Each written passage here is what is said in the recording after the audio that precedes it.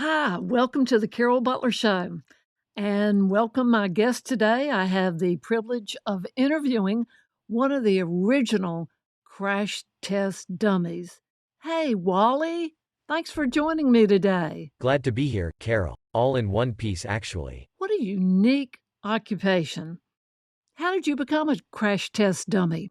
I knew early on a calling. How so? I was always the dummy in bridge. A few more tricks to explore, natural for me.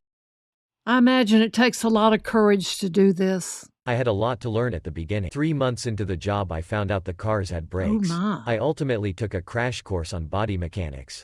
For the first few years, I didn't know what was wrong with me. I always felt like such a How wreck. did you cope? I tried to run a marathon, but after 5 miles, I felt like I was hitting the wall. I imagine there are so many drawbacks in your profession. I couldn't get car insurance once they asked if I'd had any accidents within the last 12 months. Well, I hadn't thought of that. And my girlfriend, you can imagine, she was always telling me I looked like an accident waiting to happen. Finally, I had to find a new place to crash.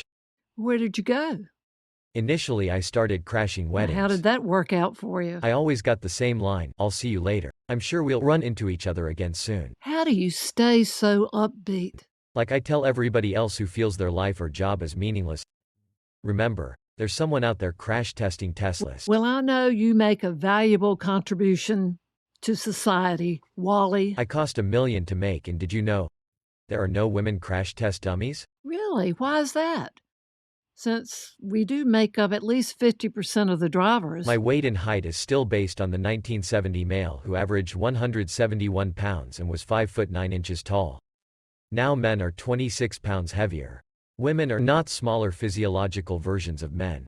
So when they used a child dummy for women in 2003, a scaled-down male dummy, it represented only 5% of the smallest women.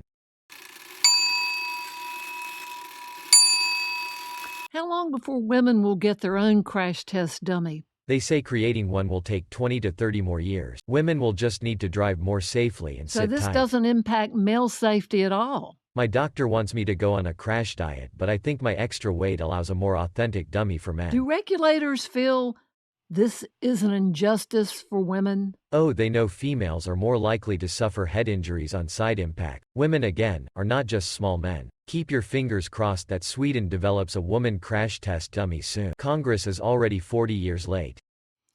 Well, it would appear you have job security. Yeah, man, these new cars are great. They practically crash themselves. Well, thank you, Wally, for coming on the show. I think you did a bang-up job. Thank you, Carol, for having me. I know we'll bump into each other again soon. And that's all for now. Tune in next week for my upcoming interview with Brazil Nut and his nutty friends. This has been Carol Butler.